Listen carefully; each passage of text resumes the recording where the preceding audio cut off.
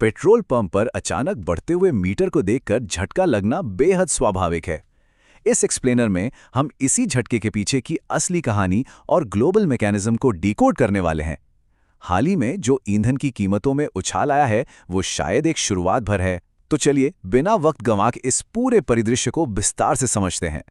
शुरुआत करते हैं उस जमीनी हकीकत से जिसने सीधे हमारी जेब पर असर डाला है।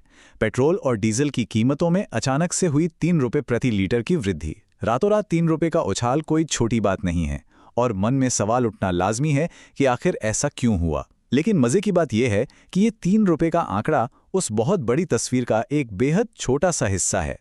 तो आइए इस पूरी गुत्थी को तार्किक रूप से सुलझाते हैं। इस हालिया बढ़ोतरी से लेकर वैश्विक कच्चे तेल के संकट, भारत की आयात निर्भरता, तेल कंपनियों के पीछे काम कर रहे हजारों करोड़ के गणित और अंत में इसके कारण बढ़ने वाली महंगाई तक की पूरी चेन को डिकोड करते हैं। इससे एकदम साफ हो जाएगा कि पर्दे के पीछे असल में क्या चल रहा है और आने वाले दिनों में क्या हो सकता है। सबसे पहले उस तात्कालिक प्रभाव पर नजर डालते हैं जिसने 15 मई को पूरे बाजार में अचानक हलचल मचा दी। ये 3 रुपये का उछाल कोई आम बात इसलिए नहीं है क्योंकि लगभग 4 सालों में ऐसा पहली बार हुआ है। पिछले कुछ सालों से सरकारी तेल कंपनियों, जिन्हें हम ऑयल मार्केटिंग कंपनीज कहते हैं, उन पर भारी वित्तीय दबाव बन रहा था। कच्चे तेल की बढ़ती लागत के बावजूद उन्होंने लंबे समय तक कीमतों को रोक कर रखा, लेकिन अंततः ये प्रेशर कुकर फट गया। पुरानी कीमतों को बनाए रखना उनके लिए लिटरली असंभव हो गया था। अब इस स्थानीय पेट्रोल पंप की कहानी से थोड़ा जूम आउट करते हैं और देखते हैं कि ग्लोबल जियोपॉलिटिकल मंच पर असल में क्या खेल चल रहा है। ये पूरी सिचुएशन एक विशाल डोमिनोस इफेक्ट की तरह है। पश्चिम एशिया में बढ़ते तनाव ने खासकर हॉर्मुज़ जल डमरूमध्य के आसपास, जो कि दुनिया के तेल व्यापार का एक बेहद क्रिटिकल रूट है, सप्लाई रुकने की गहरी चिंताएं पैदा कर दी हैं। बस इसी डर ने ब्रेंट क्रूड ऑयल की कीमतों को खतरनाक रूप से $110 प्रति बैरल के करीब धकेल दिया है। और जाहिर है यहीं से उच्च आयात लागत का सिलसिला शुरू हो जाता है। और बात यहीं खत्म नहीं होती। मास्टर पोर्टफोलियो सर्विसेज लिमिटेड के एमडी गुरमीत सिंह चावला जी की ये चेतावनी बिल्कुल साफ है।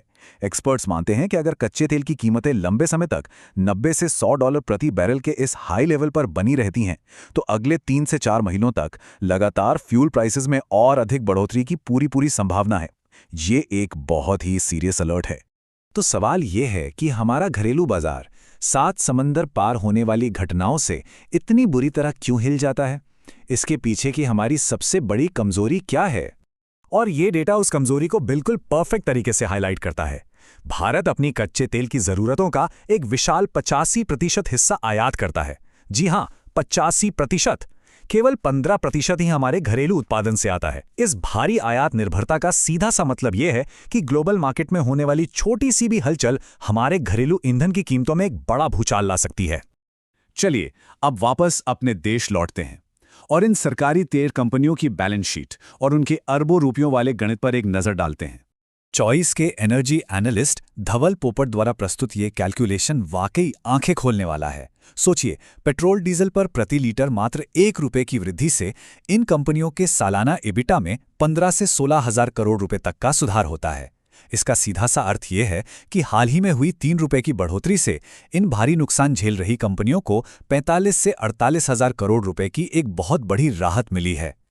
लेकिन रुकिए, कहानी में अभी एक बड़ा ट्विस्ट है। 48 हजार करोड़ रुपए सुनने में बहुत बड़े लग सकते हैं, लेकिन एक्सपर्ट्स के मुताबिक ये हालिया वृद्धि केवल एक फर्स्ट एड की तरह है। पुराना घाटा इतना विशाल है कि एक बहुत ही क्रिटिकल सवाल सामने आता है। इस पूरे घाटे की भरपाई करने के लिए असल में कीमतों में और कितनी बढ़ोतरी की जरूरत है? ये आंकड़ा लिटरली हैरान कर देने वाला है। अगर ग्लोबल क्रूड की कीमतें इसी स्तर पर बनी रहती हैं, तो ये अनुमान लगाया गया है कि संचित घाटे की पूरी तरह से भरपाई करने के लिए कीमतों में लगभग 10 रुपये प्रति लीटर की कुल बढ़ोतरी की जरूरत होगी। जी हां, 10 रुपये। मतलब ये जो 3 रुपये की वृद्धि हमने देखी है, वो पूरी रिकवरी के लिए जरूरी अमाउंट का केवल एक छोटा सा हिस्सा भर है। और यही बात हमें सबसे महत्वपूर्ण बिंदु पर ले आती है। इस पूरे सिनारियो का हमारी व्यापक अर्थव्यवस्था और आम जिंदगी पर क्या असर होने वाला है? अर्थशास्त्री इसे गंभीर रिपल इफेक्ट या लहरदार प्रभाव कह रहे हैं। अगर ईंधन की कीमतें ऐसे ही बढ़ती रहीं तो हर एक सेक्टर में ट्रांसपोर्ट और लॉजिस्टिक्स का खर्च बढ़ जाएगा, जब सामान की ढुलाई महंगी होगी तो मार्केट में मिलने वाली हर चीज़ के दाम बढ़ेंगे, जिससे सीधे तौर पर रोज़मर्रा का घरेलू बजट पूरी तरह से चरमरा जाएगा। ये एक ऐसा साइकिल है जो समाज के हर वर्ग को प्रभावित करता है। जैसे जैसे ये आर्थिक दबाव लगातार बढ़ता जा रहा है, ये हमें सोचने पर मजबूर कर देता है कि ग्लोबल मार्केट आखिर कब तक हमारी कीमतें तय करता रहेगा। क्या